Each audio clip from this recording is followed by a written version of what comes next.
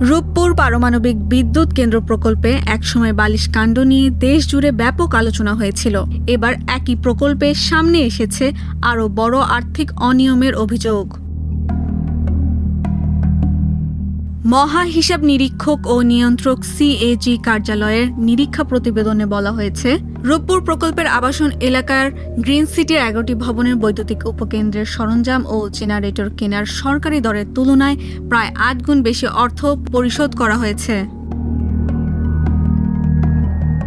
নিরীক্ষা অনুযায়ী সরকারি হিসাবে এসব যন্ত্রপাতির মূল্য ছিল প্রায় 27 কোটি টাকা, কিন্তু ঠিকাদারদের বিল পরিশোধ করা হয়েছে 213 কোটি 88 লাখ টাকা। ফলে অতিরিক্ত ব্যয় হয়েছে 186 কোটি 89 লাখ টাকা, অর্থাৎ প্রায় 187 কোটি টাকা। প্রতিবেদনে বলা হয়েছে, গণপূর্ত অধিদপ্তরের নির্ধারিত দর ও দাপ্তরিক প্রাক্কলনের তুলনায় অস্বাভাবিক বেশি দামে যন্ত্রপাতি কিনে সরকারের বড় অঙ্কের আর্থিক ক্ষতি করা হয়েছে। দরপত্র বিশ্লেষণে নিরীক্ষকেরা দেখেছেন, গুরুত্বপূর্ণ কয়েকটি যন্ত্রপাতির দাম কয়েক গুণ বাড়িয়ে ধরা হলেও অন্য কিছু পণ্যের দাম কম দেখানো হয়েছিল। এতে মোট দর প্রাক্কলনের কাছাকাছি থাকলেও নির্দিষ্ট কিছু যন্ত্রপাতির চেয়ে অতিরিক্ত অর্থ পরিশোধ করা সম্ভব হয়েছে।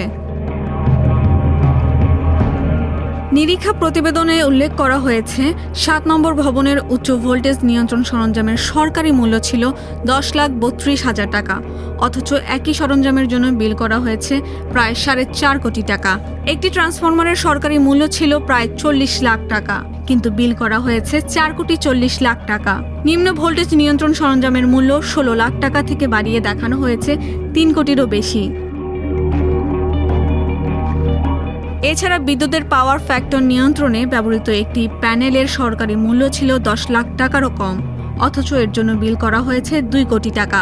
দুটি জেনারেটরের ক্ষেত্রেও সরকারি মূল্যের তুলনায় কয়েক গুণ বেশি অর্থ পরিশোধ করা হয়েছে। শুধু একটি ভবনের এই 5 ধরনের যন্ত্রপাতিতেই অতিরিক্ত ব্যয় হয়েছে প্রায় 18 কোটি টাকা।